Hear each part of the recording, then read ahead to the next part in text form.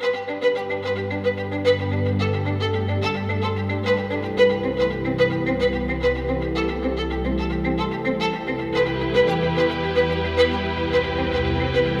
connecting cloud server. Terrific. So Your we're stream good. is paused. Are you seeing that it's recording right now? Is there any Yes, way to see it recording? I'm seeing it. And we'll, if you're in charge of it now, you can just send it to me. So, Okay. but we're recording. It's flashing and it's going. Okay. So, okay. Well, anyway, so we're doing this in real time. So now everybody will get a flavor, Bill, Okay. for procedures here. But I want to welcome you to the In the Now series, a new online production of the St. Louis Press Club, and we're so appreciative that you agreed to participate. Would you kindly give your name and your position at KMOV, please? Sure. My name is Bill McCormac. I'm the news operations manager at KMOV, and that means I manage the photographers and the editors.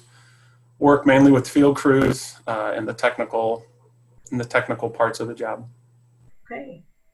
So I would imagine all that oversight took on a new life following being ushered out by COVID and going into people's homes to operate.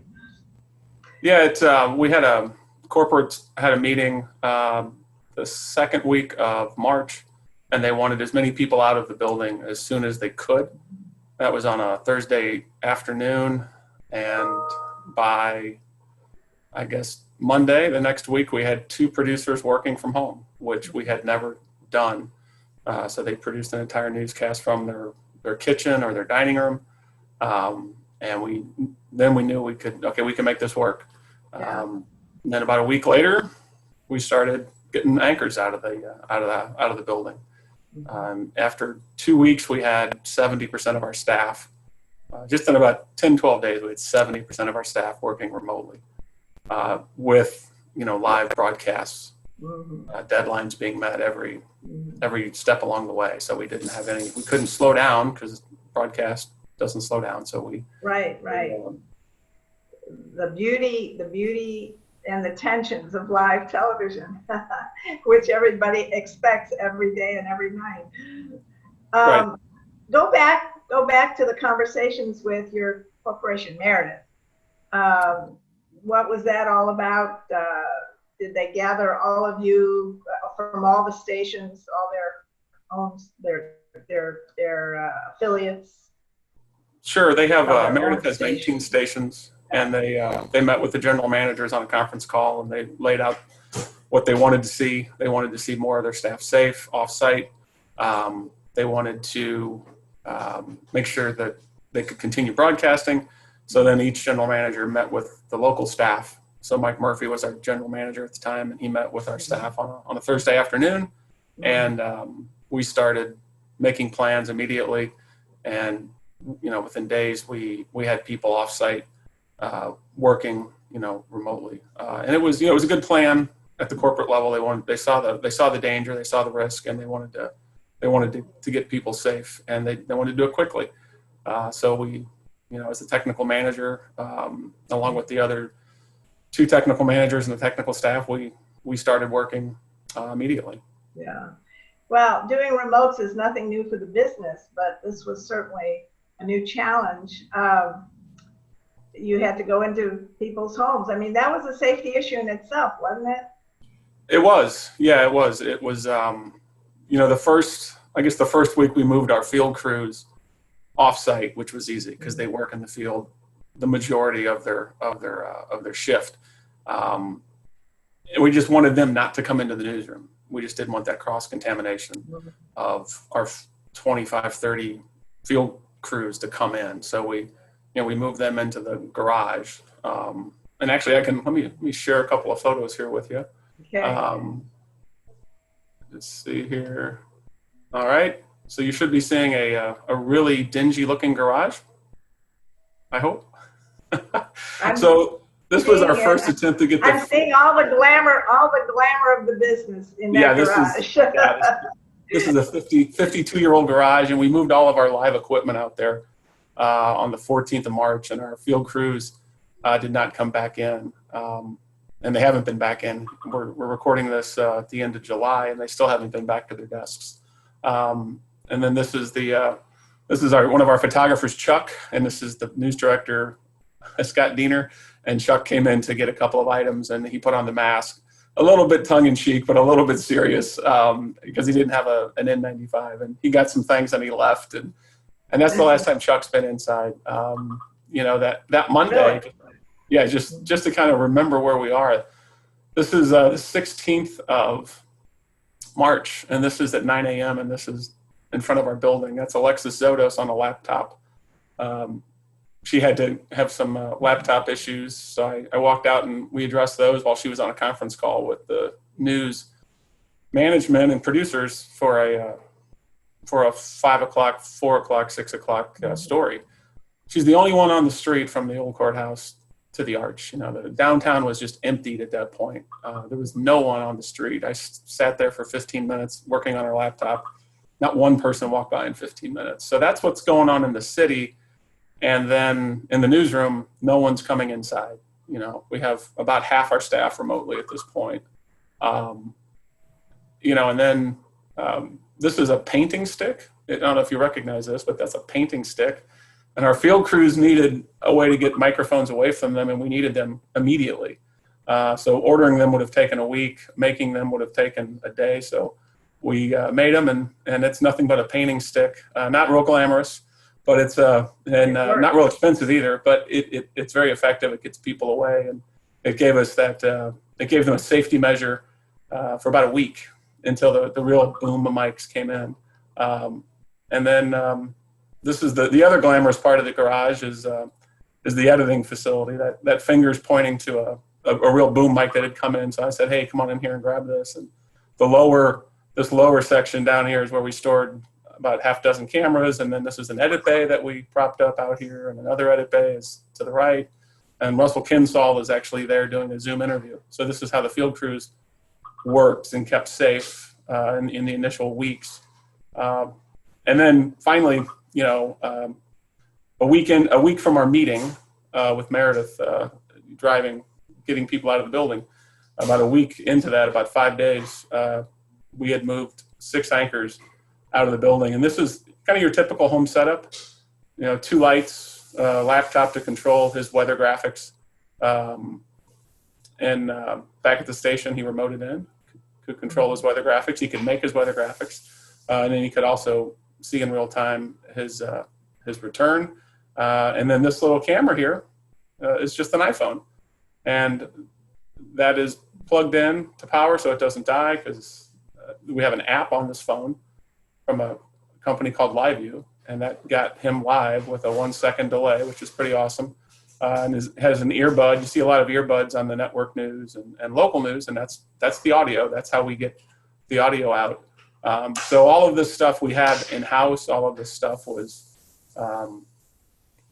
with us. We just had to think through it quickly and get it up and running. So we wanted to limit how many people went into the houses. So I was selected to go in and set all the lights up and the mics up and train the talent, because the talent would be the tech support for the next, 3-5 weeks or months, as it were. So there was no way we could get people in there to do tech support. So they had to have a pretty high level understanding as to how this was going to work. So it had to be daunting maybe for some of the folks who've been there for a longer time and maybe who don't have those multi-skills that the very young people are coming out with today.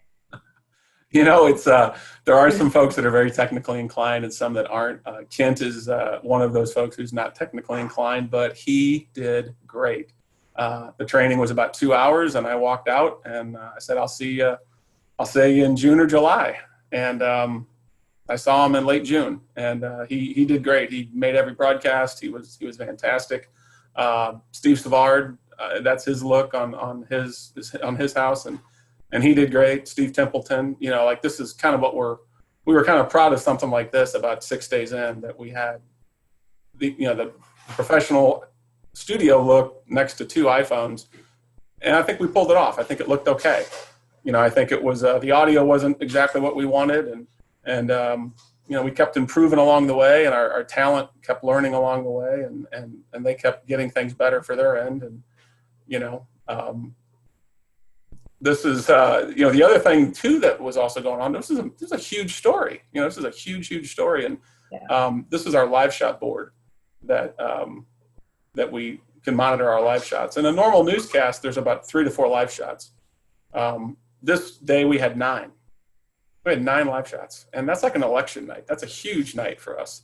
So our workload, not only was our workload dangerous at times for our field crews, it was also in some days doubled or tripled.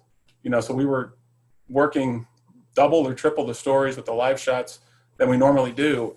In addition to editing offsite, all of the editing got moved to people's homes as well. So just a massively important story, a technically challenging story, and just very, very busy newscasts that were very complex, a lot of moving pieces. Yeah, you should be proud, really.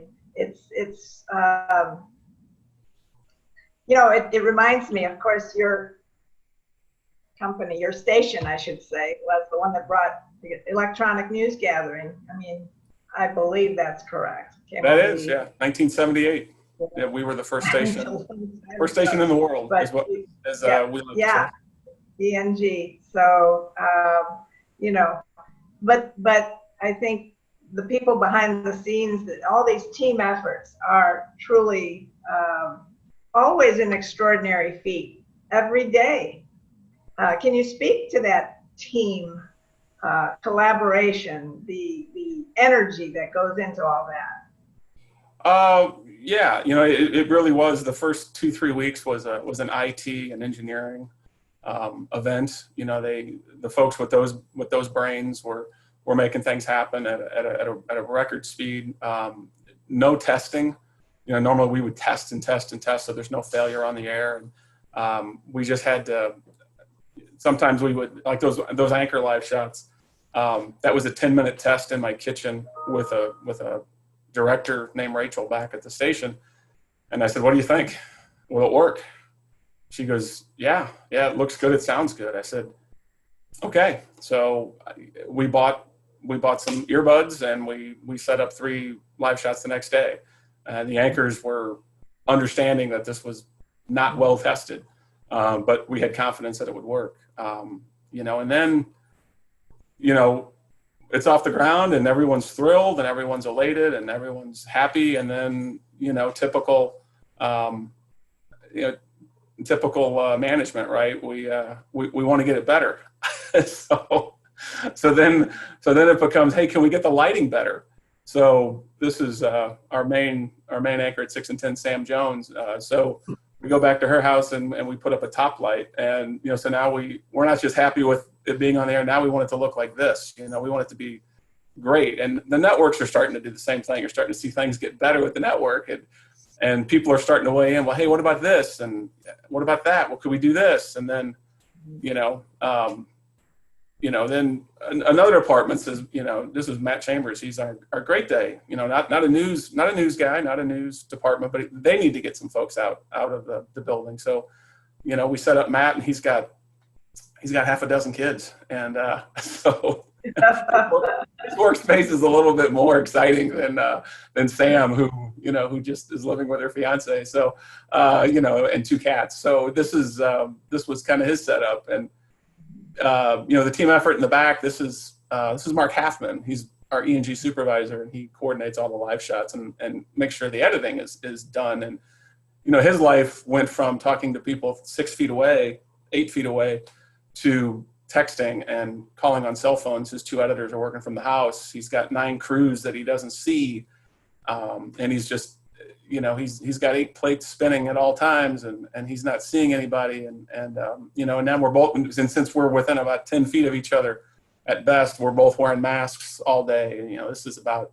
last week of March, right? And and then someone says, hey, what about and still complicated shows, right? We're still just double, triple work at this point. And someone says, hey, can we get a teleprompter working? And how do you get a teleprompter working for your field anchors, right? We never really faced this. We tried a couple of high-end options that we had with an app that was from the prompter company, and it had a delay. And I saw online this low-end way, and what you're probably looking at that you can figure out. We got an iPhone on FaceTime, shooting a prompter on a camera that we're not using at the station, and then what you're looking at here is an iPad down here with a piece of glass and a little small box here. This little box was homemade at my dad's workshop. He was happy to lend me his tools. And so this box here holds a camera. The iPad is up in the front here, so the anchor can see it. Steve Savard came into the studio. I said, hey, could you put your anchor eyes on this, and you tell me if this is going to work? Is this going to be bright enough? And he said, oh my God, that's great, you know. And so the anchor would FaceTime. We put this in the anchor's house, made 2 of these. This is Marissa Holloway, our morning anchor, and there's her iPhone shooting through the glass. And then the prompter was controlled by the anchor in the studio, and that's just a FaceTime call. And after 3 weeks, she had a prompter, and it was the happiest I had seen her in weeks. She goes, I feel normal. Billy, you made me feel normal, you know? So, and that was just, you know, one person saying, can we? And then 3, 4 technicians kind of thinking through it. And, you know, then our anchors had prompter, and that was, like I said, about 15 days in, and then they had prompter until they returned to the studio. So I'm glad to see gaffer's tape still figures in prominently. The electrical tape. Yeah, that was, you know, like I said, this is not a high-end situation in any way, but you know, but sometimes, you know, my line is, it's so simple it can't fail, and this thing worked flawlessly for weeks at a time. It never failed, and a little gaffer's tape and some plywood and a piece of, you know, all the parts bought at Lowe's right there. So what the heck? And then the other team part here that you've never seen is. This is Dave Collins, one of the best maintenance engineers you'll ever meet.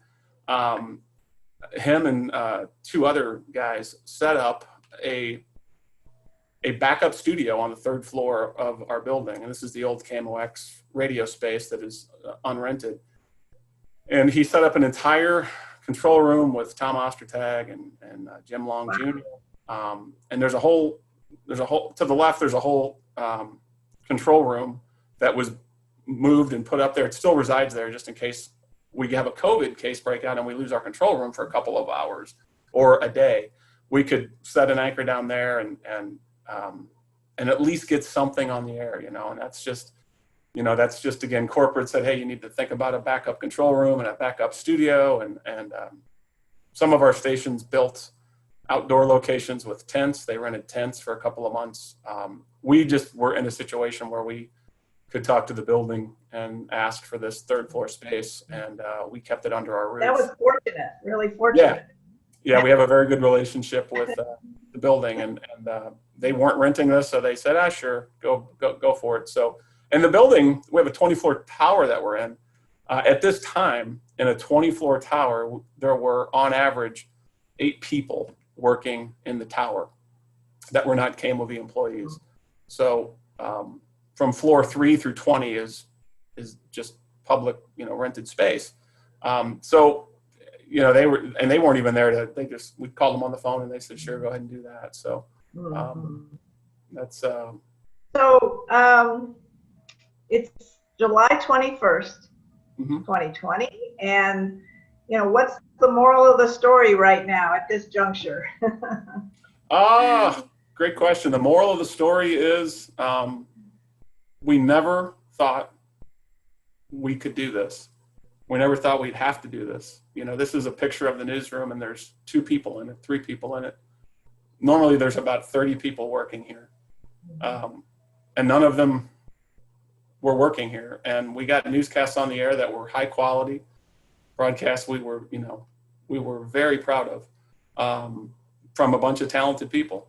And, you know, that the one line that's been used by a lot of industries and a lot of people is we were building the plane as we were learning to fly the plane. And it really is the best way to say it. We were making things up. We were putting things on the air with minimal testing, and it worked. And it was, you don't sign up to do this, but it was exhilarating. It was very exciting. And still is. It is, yeah. We're still not back to norm. We're putting in plexiglass in the newsroom now, and we've moved in the anchors. The anchors have come back, so having the anchors in the building is really nice. Our shows are better. It makes things a lot easier for all involved. So we're happy with that, and we're kind of holding right now. We were going to bring in some producers, and with the cases going up right now in St. Louis City and County and St. Charles, it's working with everybody at their house. So why not just keep them there, and we'll get some folks back eventually. Mm-hmm. So you talk to your colleagues, I'm sure, the stations around town and others. You compare notes. You've had those meetings, I'm sure, those discussions, yes? Yes, I have. I've been working in town since '91, and so yeah, a lot of folks, and maybe you have to call KSDK on some shared agreement that we have or something, and then you just say, hey, what are you doing at your anchor's house? And then and then he'll ask, hey, what are you doing at your anchor's house? And well, hey, what are you doing for this? And then he said, are you guys doing a prompter? And I said, yeah, we are. We're doing FaceTime. He's like, no way. And yeah, and so you do kind of share ideas. It's not about, winning at all costs. I've known some folks for almost 30 years. And we're all just kind of amazed. I mean, every technical person I talk to is just kind of amazed at what we all did, what KTVI, what KSDK has done. And, and we're all just kind of thinking the same thing, like, boy, this isn't going to be the same business come, August or January. Like, what is it going to look like? Are the salespeople ever going to come back into the station? Why would they need to come back to the station? Would field crews ever need to come back to the station? And those are decisions that are a little bit above my pay grade. So, if they want to move everybody out, well, we can make it happen. I think we've proven that. So we'll just wait and see. What? Yeah, you've had furloughs, yes? Yeah. The business side of this is, as an industry, we took about a 40% cut in the revenue. So we were in that ballpark, just like the whole industry. So at some point, the company needs financial considerations to keep things going, instead of layoffs, which has happened, in past at all stations I've worked at. They prefer to do a furlough. So what Meredith chose was a 1-day furlough. So you take a 15 to 20% pay cut for about 18 weeks. So in the midst of a really big story with everyone working really hard, now we're going to do all of that with 20% less staff. And we did that as well. And then, let's not forget that in the middle of COVID, we had a huge civil unrest story to cover nationally and locally with George Floyd. And, that was a week of intense danger and intense deadlines, a lot of pressure. No one's coming inside the building. And, all stations in town were able to cover that. And I think that's a great story there, is that we were able to tell those stories with all the parameters we were faced. You're speaking to two dangers, really. One, the virus. Two, covering protests. You have to consider both of those as considerations when you're out there in the field. Yeah, absolutely. The most of the protests are peaceful. Most of them are quiet, but there are some times where our crews are physically threatened. And just those decisions from the news director perspective and the GM perspective is putting our people at risk worth it? Is it worth the story? And we were we were committed to putting our people in a position to where they could see the protests firsthand, not just from the air. And that's a hard decision to make. The field crews also felt passionately about being there, but they needed support with security. So we hired security guards that went with each crew for physical security and just to get them out if things turned violent. And there were a few times, sadly, that things got violent. Our people had to needed assistance from security to leave the area quickly and safely. In addition to that, you still had to stay 6 feet from everyone. You had to have a mask on with the COVID safety. The COVID safety was top priority for months. And then the physical safety with violence, the night where 4 police officers were shot in the city of St. Louis, that's an incredibly violent event. And our people were right there in the middle of it, and safe enough with our security guards that they could stay at a distance and still cover it and still tell those stories, which I think everyone involved in those broadcasts was very pleased that we made that decision and that we could tell those stories in the manner we did. I think everyone now knows that life is going to change. All aspects of your life is going to change, including your work life and how work looks and feels. And I think I think journalists just by nature enjoy the uncertainty of the job. I think there's a certain looks like I lost you. It looks like, I think the journalists just by nature enjoy the bell rings and you go. Why don't we go over again the audience reception to these changes here in broadcasting since the COVID? Sure. Yeah. The audience, I think they really enjoyed seeing the anchors' homes. I think that was a little look behind the curtains. Sam Jones, without a doubt, her 2 cats, Tinkerbell's the one, I can't remember the other name. They became, an internet sensation. And so I think the viewers really enjoyed that piece of it, just seeing the homes and seeing them in a different setting and much more relaxed and much more real. And I think they were much more accepting of technical issues. The Zoom interview was not a mainstay in our coverage or anyone locally. And now you can't see a newscast for even 2 minutes without seeing some type of web interview, FaceTime or WebEx or what have you. And viewers accepted that. The information is always the driver. Presentation is important, but all of a sudden, high def interviews aren't mandatory. It's just if you've got the head of St. Louis County talking, well, you'll accept some questionable look as long as the information's great. Right, the content is king. But I do have to say, even for us here, would not have gotten off the ground as quickly, knowing that we'd have to set people up for interviews, et cetera, et cetera. Just using the technology has been an extraordinary asset. And it has worked well for most part. Yeah, it gives you really good access to people who, maybe they don't have time to walk down to the front of their building and do an on-camera interview, but they do have time to just fire up a Zoom call and talk to you for 3 minutes. Like all of a sudden, hey, they can make time for you. They can get that in their day. And at the end of that day, we have a deadline and we have to hit it at 4, 5, and 6 or 10. And we just need someone to talk with authority and intelligence. And golly, if we can get somebody to just fire up a Zoom interview for 3 minutes, great, let's do it. I guess some ideas for what works. Some things work better than others. And as you're going forward, you'll know what to do, because I guess this pandemic doesn't appear to be letting up. No. And there are many lessons learned already for how you'll go forward.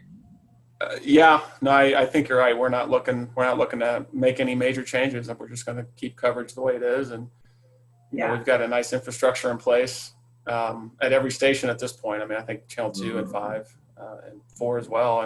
We like what we're doing. It's working. Our people are safe. We're able to tell stories, and I don't see this changing anytime soon.